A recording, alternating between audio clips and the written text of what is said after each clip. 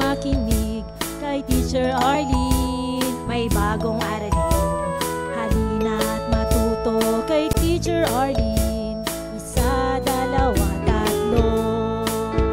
Tutulungan ko kayong magbasa at magsulat, mag-drawing, magkulay, matuto din sa math. Halina't pakinggan mga kwento ko sa inyo, kasama si Teacher Arlene.